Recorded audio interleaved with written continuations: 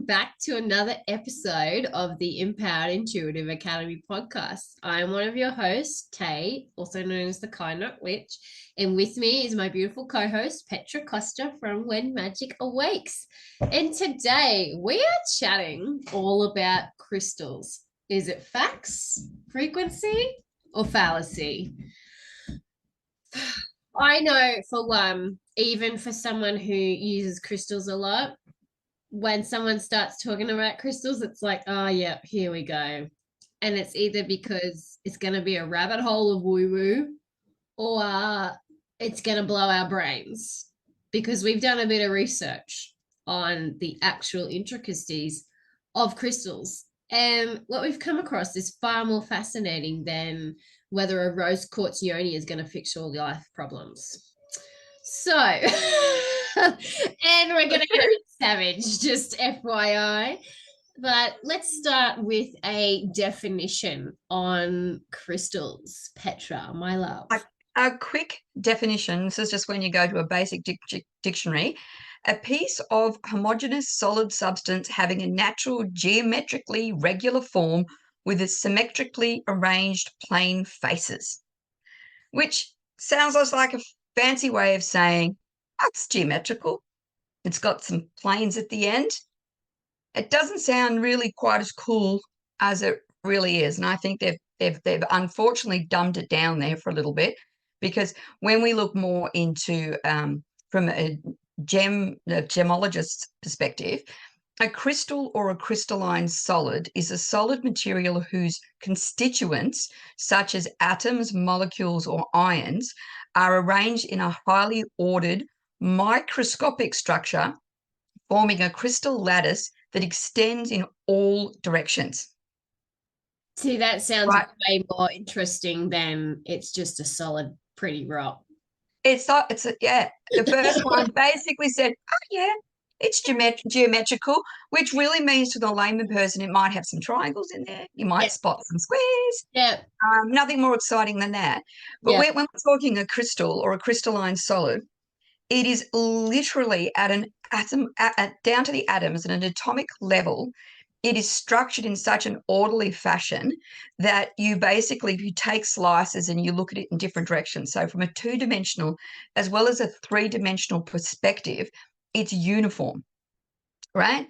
Which it's like when you stop to think about that for a moment, it blows your mind. It's crazy, isn't it? It's crazy. And that just goes back to the whole need for our universe to mirror and be symmetrical and crazy. Just crazy to me. Just crazy to me. Fascinatingly crazy. And if you really want to go even further into it, like I don't want to stray too much into the crazy nature of it, but there's like 7 different kinds of crystal structures, and they're defined by the actual shape that you find within them. Yeah. So I'm not going to go into all of them because it's really quite, complicated, but you've got things like, a hexagonal shape that was in one of them, and obviously some of triclinic shape, and it all defines by creating this 3-dimensional, almost like if you can imagine a cube, but give it an extra couple of faces, and then put that together. But this is like right down when you look at the atoms that are making up the crystal, that they're forming this lattice pattern that is just insanely intricate. It's just crazy. It's crazy.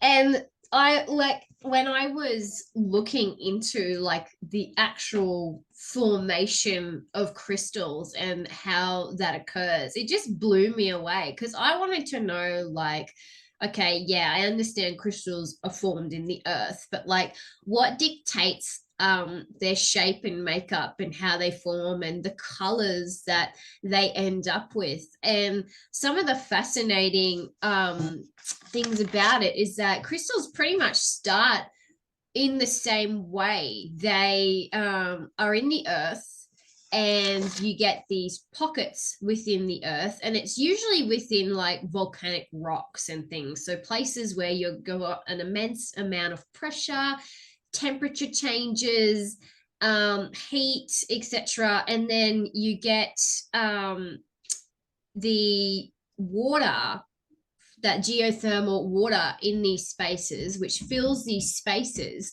And then from there, through interaction with different minerals and chemical compounds that are already existing within the rock and the sediment, you get the crystallization, which then dictates the lattice formation, and then the color changes. Like amethyst is purple because of the radiation and potassium levels found within the igneous rock that it forms in, and also traces of iron. So that's kind of fascinating. Rose quartz, you've got a presence of titanium oxide and rutile. Another different form of quartz that like is made in those same conditions is agate and cryptocrystalline quartzes. So agate is actually made from the layering of silicon dioxide within these geothermal pools, and also added in with iron impurities, as well as fragments of like fossilized or petrified bone, plant, animal matter, etc. And that through the pressure is what gives the agate like its beautiful layered coloring and pigments. And jasper and chrysoprase are made in a similar way, but chrysoprase has a presence of nickel.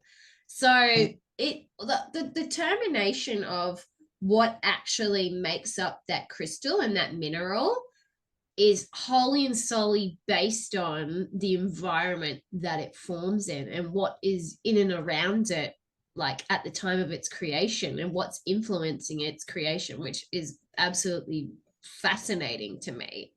Fascinating. And you looked further into like the lattices and the different sort of geometries within that. Do you want to chat a little bit about that? Yeah, there's just one sentence that I'm hoping this will resonate with people to the same level that it resonated with me. Yeah. Just even just the definition of a lattice.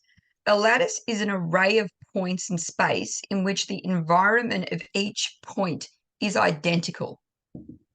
Like that doesn't sound like much until you stop and think of it, that these arrays that are being created might be created with 6 different points. And what you're saying with these 6 different points join 6 different points, which join 6 different points and join 6 different points. Yeah. And no matter which point you want to have a look at it from, so no matter what perspective, for want of another way of defining it, if you cut it and looked at it, it would be identical. So that if you took a 30-degree turn and cut it and looked at it, if you found a point in the lattice, it's identical. Identical.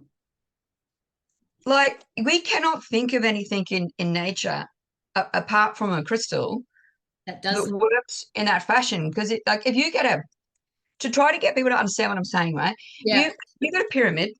Yeah. And you've got a pyramid. It's a wonderful geometric shape, beautiful. And you cut it at a certain point, you would have a square. Yeah. Right? You look at it and you see a square. You cut it, and if you look at it from another angle, you'll be seeing a triangle. Yeah. Cut it from another angle, and you'll get, I don't even know. It will still be a triangle, but it will can be a completely. Would it be a triangle if you cut it that way? I don't know. Too much. My head's exploding. Yeah.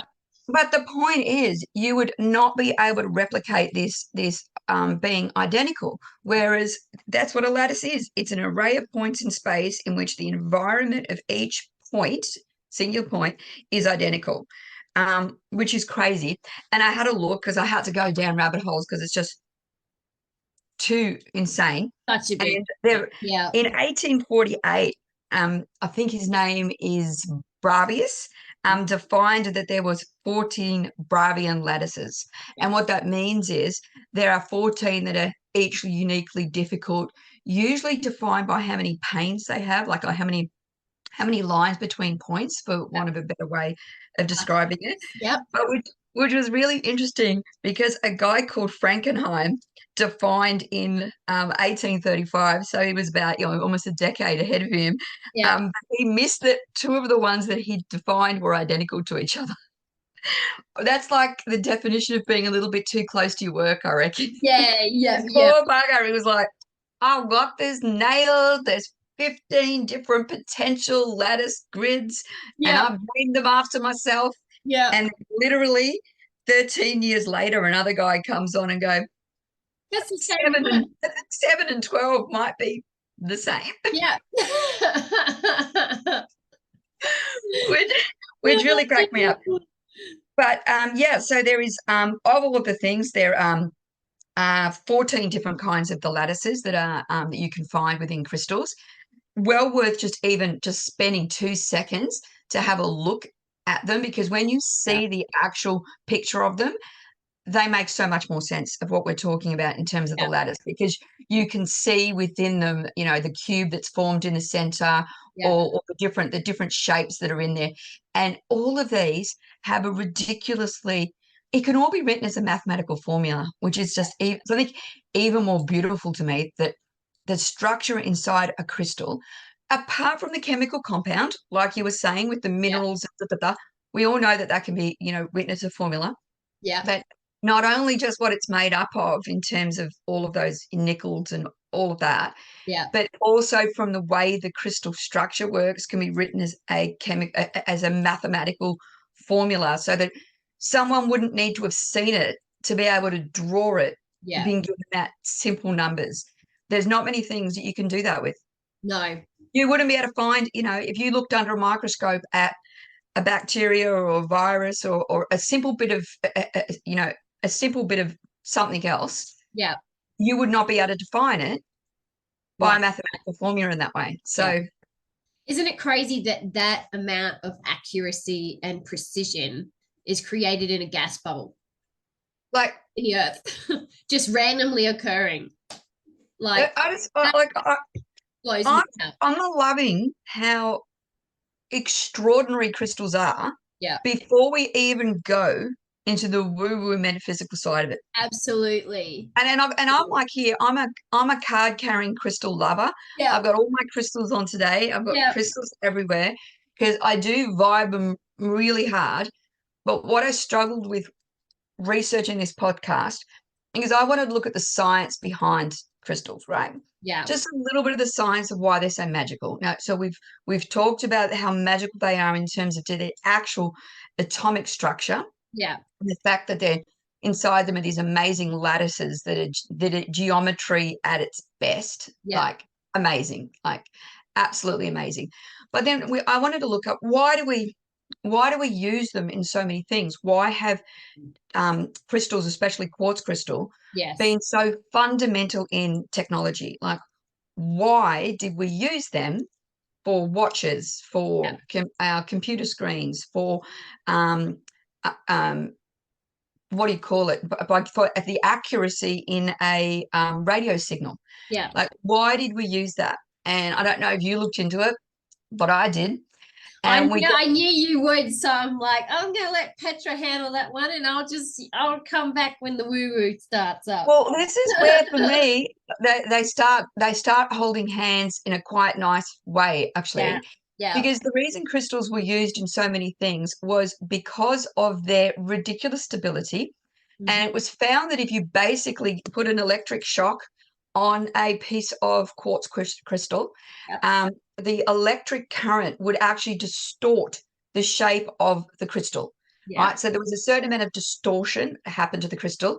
And then when you removed the electrical current from that crystal, when its elasticity, for want of a better word, brought it back to its original form, it emits what's called piezoelectricity. Yay! I think that's what it is. Close enough anyway. Big word. Oh, piezoelectricity. So this piezoelectric current that's released from the crystal would be, each time you did this same thing, gave it an electric shock. We've talked about that before in previous podcasts. Yeah. When you do that, it would emit the same frequency. Yeah. To a decimal point that's not even worth discussing. Yeah. So they could then use this to measure frequency, but also to measure time. Yeah. So that's why it was used in watches, because of its accuracy. It's only recently, I mean, in very recent times, that it has stopped being the most accurate measurement that we've ever had available to us. Yeah. So it is just insane. And then what they do is, now this is where woo-woo and science walk in different directions. Yes. Because woo-woo will talk about the frequency of a crystal. The crystal vibrates at a certain frequency. Yeah. So you've got, an amethyst, and might be a 6 or a 7 and vibrates this. It's a high vibrating crystal or a low vibrating crystal. When we talk about this kind of frequency, the frequency that's used in science and technology, it's got nothing to do with whether it's a high or a low vibrational level. Yeah. What they do, it's the shape, it's the crystal at the shape, Yep. and how thin it is that defines how much the frequency is when it reverts back to its natural form. Yeah. And that's why they can replicate it so greatly, because they get exactly the same size and shape, and they all completely give off the same frequency vibe every time they have this electrical current given to them. So a piece of amethyst or clear quartz, which is what was the favorite one for use, Yeah. can be made by cutting it in a certain size and shape to literally go the whole gambit of frequency that it's released. Okay, so it's not as if you can just say, oh, quartz this, but with this science, you can't say quartz crystal is a high or a low res. You can't say that because it's its shape that it's cut into. Yeah. And I will point out one interesting little tip was that I can't remember if it was World War One or World War Two. I've got a feeling it was World War One. There was a international shortage of crystal because crystal was used in all of their sonar, radar, and communications and their radio bands.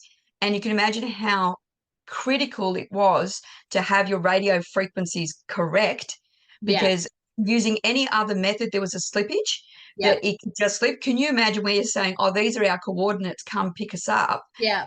Someone else picked up that radio band, Yeah. and you've just transmitted your location to someone else. So Yeah. through the wars, crystals were used so heavily because they were needed in for radio, That's actually sonar, fascinating. That's fascinating that they all of that. to, and that's where, there's a hand in hand with like, spiritual beliefs in that, because we use quartz to amplify, and we use crystals, like depending on their shape and size, to act as energetic conduits depending on our intentions. Like, you've got crystal points, and they're often used as like the tips of wands for directing and focusing energy or drawing along energetic lines. In healing, we do the energetic lines within the bodies, which is kind of funny because it matches all this, like the lattice works and things within all things. And I'm not going to go that rabbit hole, but like a cluster, like a raw cluster, the energy is directing in all the different ways that the points are. Whereas if you've got like a tumbled, you sort of got more of like a grounded energy emission that's, a 360, and it's like it's softened because of the texturing of the crystal. So, and the other way that I think of it, which, back to the lattices a little bit, the first thing I think of as an example are crystal grids.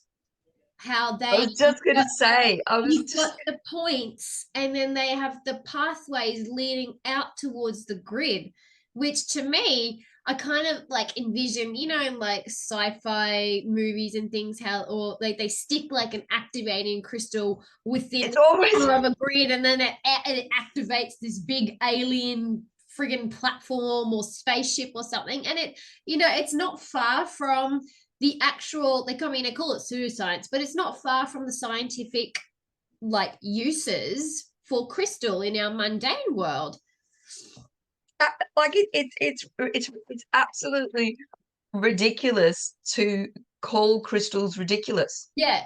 Yeah. I'm actually I'm saying that I got really annoyed when I was doing this research because Yeah. I would type in questions along the lines of the science behind crystals. Yeah. And I would go on to, a woo-woo kind of blog or post or that kind of thing.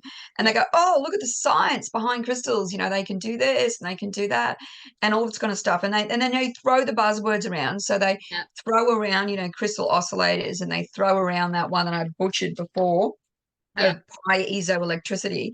Yeah. And look, it just makes sense because, even Einstein said, the world, everything has frequency. Like, Einstein said it, so it's got to be true. And then we've got Plato. Well, he comes in and he says, God geometrizes continually. Yeah. And it's like, well, does that prove that crystals work? No, it doesn't prove that crystals work. It really doesn't.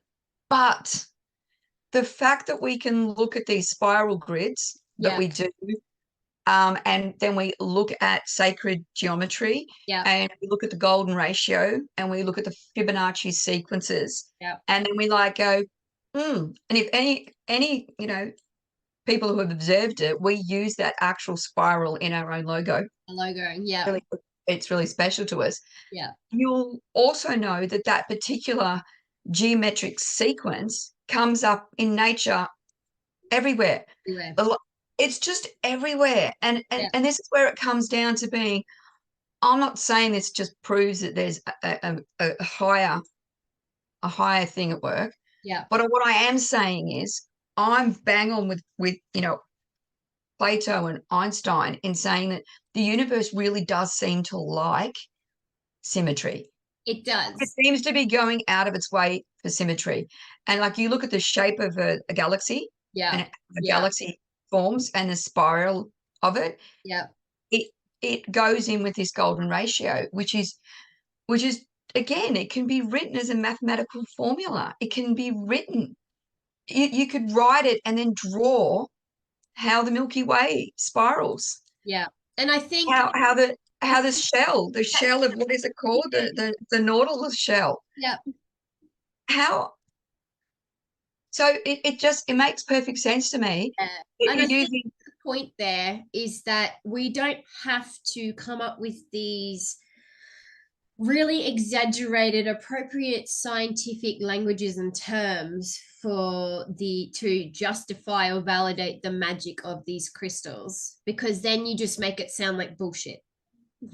yeah, because once you understand the wider processes of how our planet and these tiny little rock formations actually came to be, and how that mirrors and interacts with everything in the creation of the solar system. I mean, even the solar system runs on a grid. We've got cylindrical orbits that the planets follow around the sun being the focal point, the amplifier. And in a crystal grid, you start with a focused crystal within the center to draw down that energy and then spread that energy throughout the rest of the crystal along a pathway.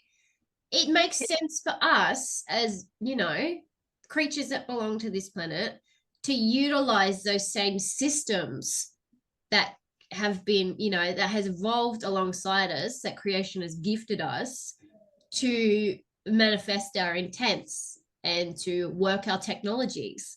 And I don't think we need to it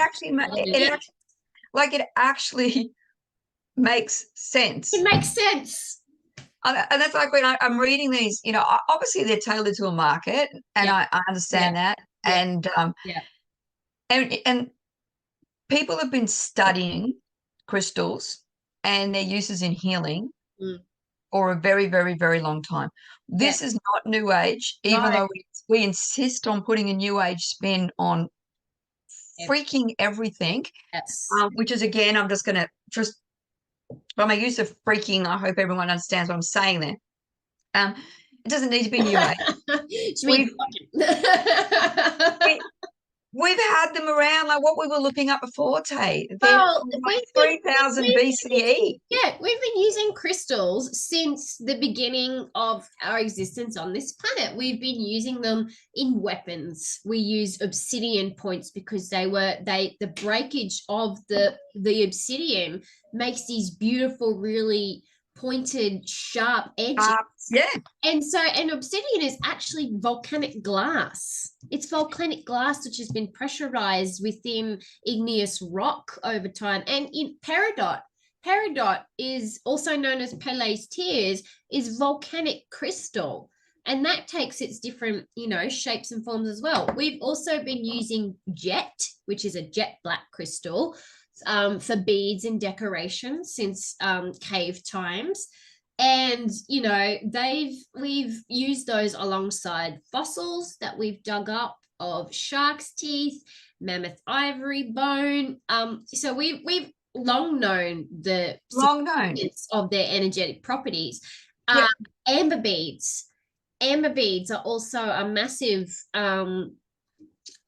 crystal. They're not exactly crystal, they're tree resin, but we use them in a similar fashion, understanding that they hold their own vibration. Ancient Egypt was massive in using lapis lazuli and turquoise and carnelian and emerald and clear quartz for same things, for energetic conduits, for adornment and jewelry, for ritual use. Mesopotamia was also massive in using those crystals. And so we have in antiquity,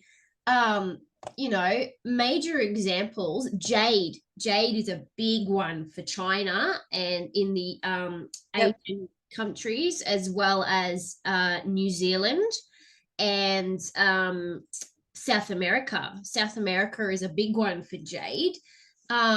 And they believed jade was related to the gods, related to, their deities, and it really heavily aligned with their belief system.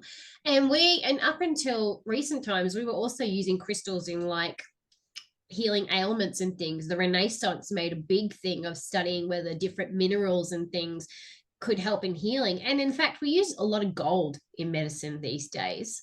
And gold fillings, silver fillings for your teeth. Like there's so many ways aside from witchy woo woo that we still incorporate crystals and precious minerals and semi-precious gemstones in our way of life. Yeah. And like you were mentioning with the obsidian, yeah, it makes sense, right? Like we can't give everything a spiritual tag for everything. It made sense that was easy to form into a sharp implement that you could use as a tool, right? Just like some would say, it makes sense why bees create their hives in a hexagonal form, because it actually is the most optimal shape for them to do what they're trying to do in terms of the use of resources. That particular shape uses the most amount of resources, right? So you could say if someone is just like someone who wants to, say, oh, well, Tayla, obsidian, but what else can you get a piece of granite out of the ground. It takes a long time for you to sharpen that into a blade, but obsidian will shear with the way it breaks and it can create it. So you could say, well, that was just because it served a purpose. Okay. Yeah. Right. I'll give you that. Flint for that. So exactly. There were other things around. And obsidian wasn't just used as a tool to cut with. It was also used for other things. And this is where I sort of like get people to say, look, all right, I get that there's scientific, there's practical reasons. Here's a practical reason. They're gorgeous. They're gorgeous. Like they're freaking gorgeous. Like you look at them and they make you smile. Yeah. Like you hold them, they feel good. Why would you want to be around them? But like you said, ancient Sumerians used them. We've got the Egyptians would bury clear quartz crystals in with their dead. Yeah. And they believed that to be not only an offering, but was a way of giving energy to one's soul. So flowers are pretty, and we love them, and we've buried them with people all of the time. Yeah. Very rarely do we attribute the fact that the flower will give you life to why we've buried it with people. Yeah. We've put it there for its beauty as a remembrance. These crystals are being buried with people with specific intent. Yeah. Way back now, we can only guess at it because no one's there with they're doing it. But it seems very interesting with the way they put them in their literature, etc. What they've been used for. And some of these things are very similar today. Well, it's funny. Like it's not as if we're all of a sudden saying quartz crystal's good for X. No. It was good for X 4,000 years ago. Back way when, and it's honestly the uses of crystals in spiritual healing, witchcraft, etc., is drawing off of these long historic uses throughout humanity's ages, as well as incorporating that into our modern systems of crystal gridding and healing, etc., because we're their uses are evolving with us and we're evolving with them at the same time. You know, and the like, I think what like people get stuck on, I know I get stuck on, is how do you determine like what uses or what frequencies which crystal Great is, question. like what do you use that for? How do you know to use that? And so, like anything else, you look at its interaction in nature. How is it made? What components are a part of it?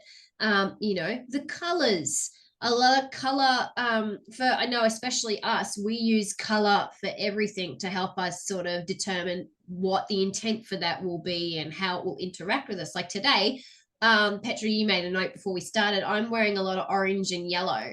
And so subconsciously, I probably decided today I need to activate a bit more of my solar plexus, yellow aventurine, and my sacral, so orange aventurine. And I've also got picture jasper on, and picture jasper is very grounding, but it's also storytelling with its different shades of brown and imagery and things that are within it. Like there's your personal intent for the crystal, and within witchcraft we use crystals to either amplify energy, direct energy, absorb energy, or deflect energy. And so you know, there's tons of books out there that will tell you what crystal is going to use what, but you working with that crystal and having an understanding of its creation process and how it interacts with you, your body, your environment, etc., is going to give you more of, you know, make you more informed on what the purpose of that crystal is for you, and 100%. collaborate with some other people. Yeah, and the other thing too, I would say, look, I'm really not trying to bag crystal theory from a metaphysical perspective.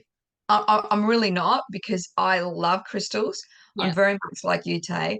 I intuitively Yeah. get a feel. Like, I will just say, like today, you can see I've gone absolutely ham on the purple, because I wanted to like resonate. So I'm up here. I wanted to get that energy You levels vibing out there, girl.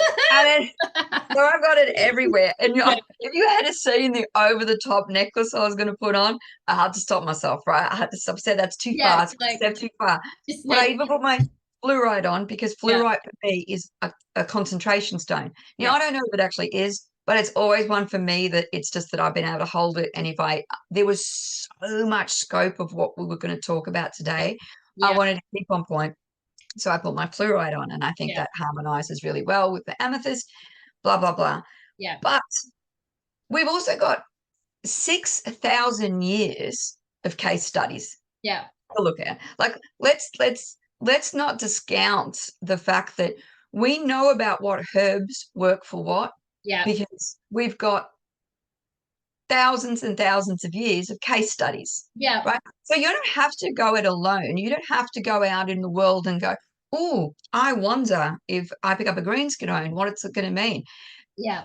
Many people before you have picked up greenstones and felt that they did certain things. So we have thousands of years of case study work that's formed these opinions, right? And a lot of it was their connections to, like, the connections to the landscapes around them, or nature, or things that they could relate it back to, like greenstone. 100%. People automatically think nature, they think grounding, they think abundance, you know. Well, this goes into color theory so hard. Yeah. Because we've got to also, colors do, now this is again science.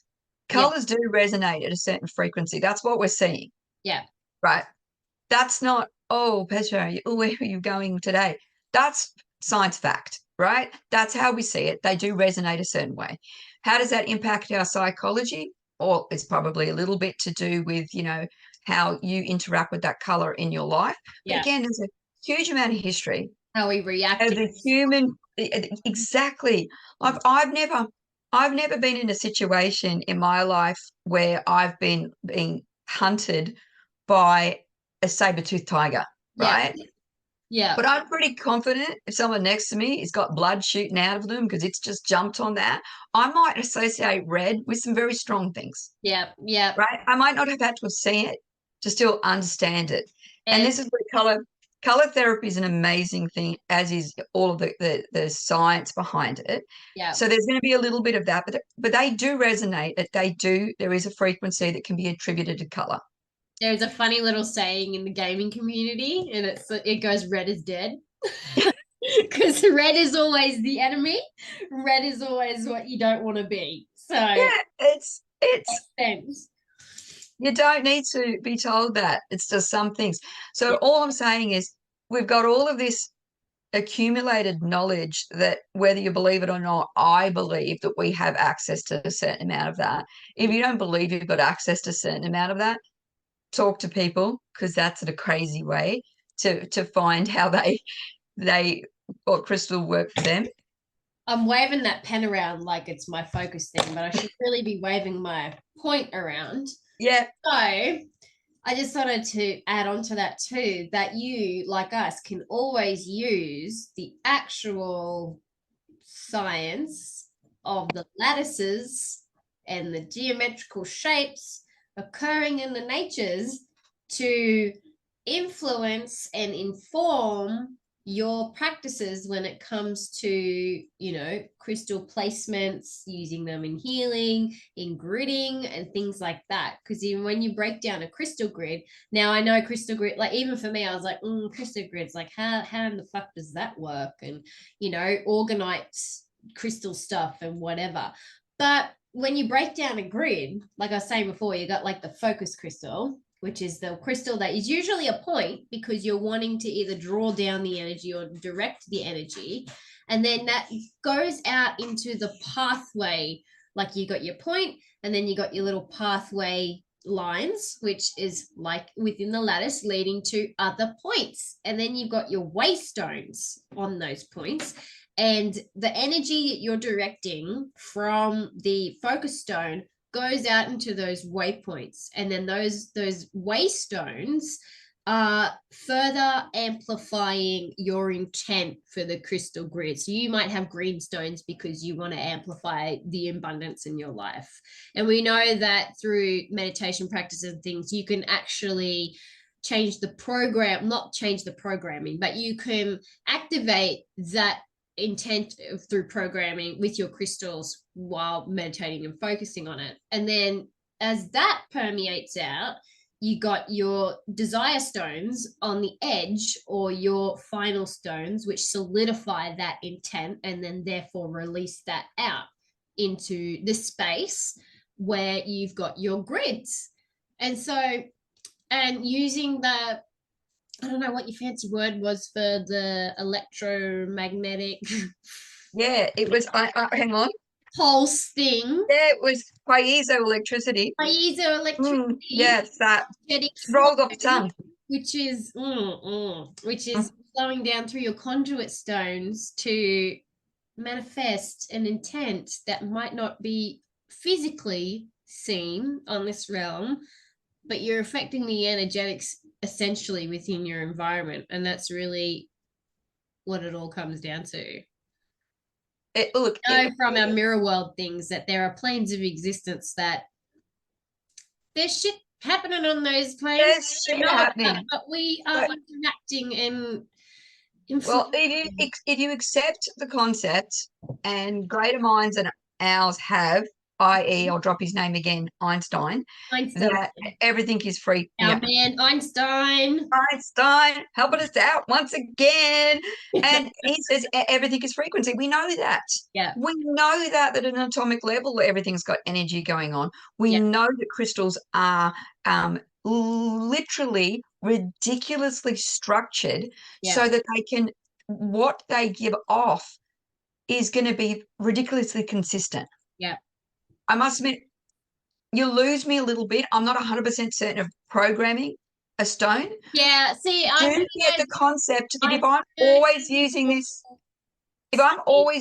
this as a focus point, a meditation focus point, I can understand that I may impact it to a certain degree, but I think the concept of completely reprogramming it. No, see, I'm not handy on the there. wrong word to use, but it is one But that it's the word used by the metaphysical I community. had people turn around and tell me that they can reprogram a crystal, like wipe the slate clean with it and then reprogram it to do something that they want it to do. And I'm like, I don't believe that that's possible. And why would you want to? Why would you want to? You've got something that's literally perfection. Yeah, if you want to use a crystal for a specific purpose, go and find a crystal for that specific purpose. Don't change this serpentine to something that's gonna, I don't know. Yeah, and I feel that's Do something that a clear quartz will. Like, I feel like that's a little bit of again humanity wanting to be in control of freaking everything. Yeah. And just let a couple of things be, right? I think Exactly. Let something be perfect all by itself. Yeah. I wanted to go just one thing I needed to touch on. I need to touch on this so hard because I just thought to myself, okay, we got crystals, we've got them vibrating, doing their do. Yeah. But we also have crystals in the human body. Just doing their do, right? I'm not talking about table salt that we took in when we sprinkled it on our chips last night with our chips. I'm not talking about that. I'm talking about other crystals that are in the human body and how much impact they have. Now, obviously, being a person that suffers from vertigo and balance issues, I am well aware of the wonderful little crystals that we have in the center of our ear that help with our balance systems and all that kind of stuff. Yep. Well aware of that. So I'm like, okay, now those crystals can get dislodged, and when they get dislodged and move outside of where they're supposed to be, they can cause dizziness that goes off the chart. Yeah. We know that if we get crystals in our blood, it can cause lots of trouble. So we have crystals forming in our blood, and that can cause plaque buildup. It can, damage the heart, kidney stones from all of these things happening, right? Yeah. So I think once I mentioned them, everyone's nodding, going, oh, yeah, of course. Yeah, look, I knew that. Oh, look, that's not anything interesting, Petra. No, that's not anything interesting. I'm with you, but prepare to have your socks blown off. We have, fucking this word keeps coming up, we have piezoelectric crystals in our brain. And these are little, did you know that? I did not. It just makes sense because we've got little ones, little self-made crystals that are formed in our brain. Well, is the piezoelectricity gonna fucking get from one little focal point to the next? Like, we've got lattices in our brains, yo. This is ridiculous. So not only do these little things in the brain, they actually did a study of what they're doing, and we've got calcite in the pineal gland, and it's sitting around there, and it increases with environmental factors and all that kind of stuff, but it actually helps transmission. So whereas, obviously having gout and vertigo aren't things we want to have, these little bits in there are actually doing a freaking bang up job. And we've got magnetite in our brain, which is actually helping in the brain. It was related to memory or a non-consciously utilized sense of magnetoreception. So we're actually using this crystal in our brain to help us with our innate sense of direction. And it's the same stuff that they're believing is in the brains of birds. And how it allows a bird to migrate and its migratory patterns. Like, I'm sorry, people, if your brain didn't just explode, you're not listening, and you need to replay the bit that I just said, and you need to listen again because you missed it. So we have these crystal forming in our brain. Now, to the point even further, I'll go even further, because there's even ones I didn't even know that we have crystals obviously in our bone matter. So our bone is made up of a crystals and collagen fibers. So our bone structure has crystals, and as does our teeth. So we've got these crystal structures within us, which is just too cool. Yeah. But they're actually talking about the fact that this is where we have to be careful, because we know because of the piezoelectricity, and that when crystals have certain electrical forces put on them, they shift and move and change shape and then emit their own amount of energy back. Yeah. They're saying that all of the and it's not just when we say electrical current, I think people automatically assume that we're putting like like nipple clamps on a crystal. I was gonna say electroshock like therapy, but I watched Dodgeball last night, and when he puts, Petra, hold on. I go, dude, I'd take that and I'd still eat the freaking donut. But unless you watched Dodgeball last night, you've got no idea what I'm talking about. But the interesting thing is that they also get all crystals also take on lower level frequency shifts. So this is where the programming of the crystals sort of like makes a little bit of sense. So they're talking about the fact that we're taking in electromagnetic disturbances, which we've talked about in terms of ghostly hauntings and all of that kind of stuff. And we're now given the information that we've got crystals in our brains which do react to that. Yeah. And they're actually saying they have done studies and they've done testing.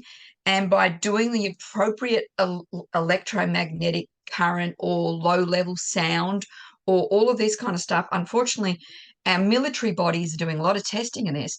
They can actually change your mood, because these crystals in your brain are activating and releasing their electrical current of their own by being bombarded with these things. And it's actually showing their, what do they call it? Their emotional transductive. That's actually scary. If I didn't blow your mind there, yeah. Your mind can't be blown. So I'm just... My mind's just, the crystals in my brain are going to overload if you like sham or shit. Like that. I'm like, the military are going to get... Where's crazy? How crazy is this? That's crazy. It's absolutely crazy. And then like you're thinking, oh my goodness me, no wonder we resonate with them. Because we have... Like we've got the most ridiculous bit of perfection in our head by itself, with the human brain and the human mind and the human soul, and all of those things, which is it's so amazing. And then you couple that with these little tiny chunks of perfection. Yeah. I just think too, if you even if you can't get on board with like a clear quartz being good for something metaphysically, at least you can get on board with that, like being a tangible little bit of evidence that crystals are powerful little motherfuckers. Powerful. as now look, I don't even think we've got into a lot of there's so much more we can talk about. Heaps, but it might have to be a two-parter, because the only two things I want to mention, and then people could tell me if they want to know more about it. When we were talking right back at the start, we're talking about the crystal grids. We did brush across them. There are a lot of them: Tree of Life grid, spiral grids, star point grids. There's a lot to be looked at and researched in that, because that kind of makes sense to me as well. And then that also goes into the wonderful, wonderful Metatron's cube, which is one of the most powerful sacred geometry symbols, which you can either look at it from being the Archangel Metatron, but it also, just if you look at it from a geometrical perspective, it's this amazing construct that uses all of the patterns of that we have, that we've named, I suppose, is the easiest way to describe it. So all of them, the circles, the squares, the cubes, platonic solids, which are like, I think 10 different sacred shapes that you can use. The 5 platonic solids, the 5, yeah. Well, when you look at the picture and how they're 3D, it's really hard to track it. But just so you know, platonic solids do come from our mate Plato. Yes. And just bringing a ridiculous bit of connectivity back. Yeah. He actually attributed all of the shapes to an element, and he needed 5 because he needed 1 for spirit. Like, more I know about this dude, I actually want to see where he got it wrong, because he seems to be just like nailing it left, right, and center. So like, who would have thought you could have linked sacred geometry back to the elements? I wouldn't have thought that, but there you go. Everything is connected. Everything is connected. This is just crazy. So I'm going to leave everybody with that. I think have a look at Metatron's cube. Just have your mind blown a little bit. Look up the platonic solids and how they relate to crystal lattice structures. Have a look at that, because that's just ridiculous. And I'm going to do one final note. Crystals, even if you think it's a load of hokum, anything that you can use as a focus point for the amazing thing that's your human mind, and I think I mentioned this when we were talking about it in terms of mocking alternative beliefs, there is nothing more powerful than the human mind. So even if you're using it as a focal point there, it doesn't matter what your reason is for connecting to that stone. It really doesn't matter. You can say, oh, I'm looking at this. Oh, it's got rainbows in it. Isn't that pretty? It doesn't matter. That's the point. You don't have to know the science behind it to know that there might be science behind it. That's all I'm going to say. But there is science behind it. But there is, exactly. But who knows it? Who knows what the science is? I don't know how this bloody monitor works, but it doesn't mean that I dispute the fact that it's working. Exactly. I don't know. And I'm like, oh, I know I plug it into the, but gee willikers, if it fell over, I wouldn't be able to put it back together and fix it. But so don't worry too much about the whys and wherefores. Don't worry too much about what people are telling you of what that vibrates at a 7 and this vibrates at a 6. Unless we're talking about what it was the Mohs scale in terms of how water soluble your crystal is. Don't drink crystals with "ite" on the end, please. Like malachite, sodalite, anything with an "ite" is a lower density on the Mohs scale, and it's more water soluble. So it's dangerous. I think that too is where you need to bring in some common sense with how you go about using your crystals. But it would be good to do a part 2, and we can actually talk about it from a purely metaphysical perspective, so that if people are interested, let us know in the comments as to whether you're interested in us talking about crystals in a practical form. We've both got, done advanced healing crystal, we all do that.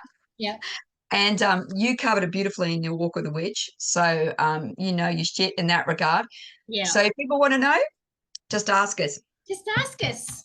Do you want a part 2 of crystals? I think everyone would, but we'll let you decide for us. Yeah, just let the crystals in your brain just send up some electrical signals. Put that intention into this big clear quartz within your skull. And channel it down from the crown, then let that out to the waypoints of your body, and just see how that feels for you. All I'm thinking is the things we missed out on, we didn't get a chance to talk about. I know. But anyway, hope we've given everybody something to think about. Hope I didn't go too hard on any new age crystal lovers. Look, anyway, I think the people listening to this podcast well and truly know how we feel by now. Soz, but not soz. Let's exit this podcast by talking about a cat. As always, remember, curiosity may have killed a few cats because they decided to put malachite in their drinking bowl because they thought it would vibe them up to an 8, but actually it just gave them fucking toxic shock poisoning. Don't fucking do that. But there is no growth in ignorant bliss. So please look them up. I knew you were going to try and kill the cat again. Well, it was that. What have you got against the freaking cat? Or get the cat to use some pointed obelisk crystals to make a little fucking crystal grid so that it can open a portal into the mirror world. All right. That was my other angle, but I feel it was. I support you. Yeah. Next time. And what are we talking about next time? Oh shit! I think we're I talking looked it about up. We are talking about Claire's 5 Claire's. Oh ESP. no. And it's not chocolatey Claire. Sorry. Not chocolatey Claire. It Although I feel like I'm going to have one on that day just is. so I can acknowledge it. We're starting that podcast episode with chocolatey Claire's, guys. Get to the bakery. Make sure you get Yes. them next Wednesday. Wow. That is going to be a huge episode. Like It a is. huge episode, It which is. with a lot of too much sharing of personal information, I think. Well, But that's what we do. got a lot of experiences to cover. So we'll catch you next Wednesday. Yeah. Chocolate eclairs and all.